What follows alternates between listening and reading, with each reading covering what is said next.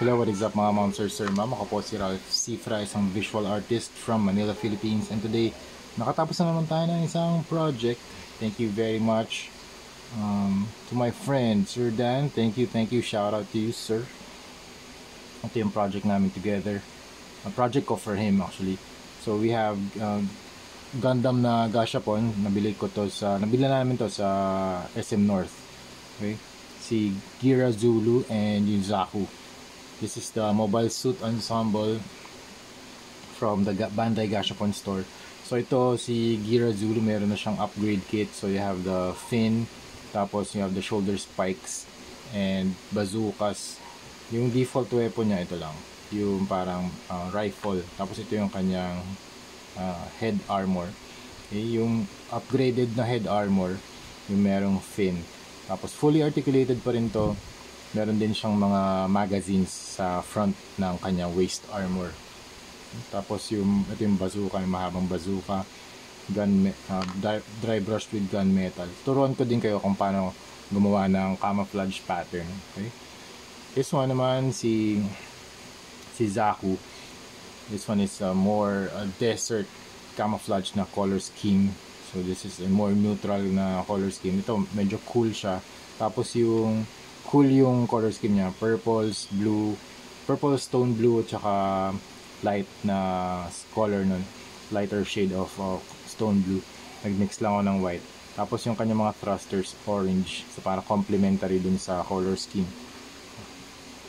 So this one is more on the neutrals. Ito mas brown siya, mas nasa desert type of camouflage. Tapos meron din pala siyang camouflage pattern. Yung eyes niya red, pati yung mga thrusters niya red and orange for additional visual contrast. Yan. Shout out to Hero Paints. Ito yung mga ginagamit ko mga paints for the projects natin. Thank you very much Hero Paints for sponsoring this video. Hero High Pigmented Water-Based Acrylics natin. Okay, demo natin yung camouflage pattern using Intense Violet and Steel Blue na paints from Hero Paints. Okay, so yung first step, nag-spray tayo na Bosny number 4 flat black. So make sure na flat black yung surface and meron siyang primer para kumapit yung paints na i-apply natin. And then pag dry na yun, pag fully dried na and nag-cure na rin yung paint, pwede na kayo mag-apply ng mga camouflage patterns. So usually yung first layer, yun yung darkest na color. Any pattern will do. Usually yung camouflage patterns naman para lang siya mga random shapes. Usually parang cloud shapes. Ayan. Pag nagawa nyo na yan, let it dry and proceed na kayo sa next color, yung lighter color. Sa lighter color naman, ito yung stone blue. Ganun ulit. Pwede rin kayong gumawa ng mga random shapes. Overlap, pwede, walang problema dyan. Okay. Ayan. But actually kung gusto nyo nga, kung feeling nyo nagkamali kayo, pwede nyo naman i-overlap. Don't be afraid na mag-execute dun sa action figure or dun sa collectible. Okay? Kunwari ito yung surface nyo. Ayan. Square. And then after that, gusto nyo nang patuyuin. Magamit ako ng hair blower para mas madali yung drying time. Okay?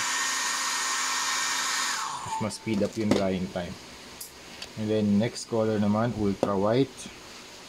Combine lang natin dun sa previous color para mas lighter shade of stone blue. Tapos yun, overlap lang din natin. Okay? So ganun lang yung ginawa ko. Dun sa brown naman, dun sa desert camo, same technique lang din. Okay?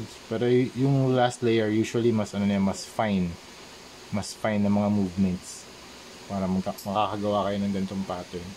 Okay? Alright, so yun lang mga ma'am sir. Thank you very much for watching and see you sa next video. Bye bye.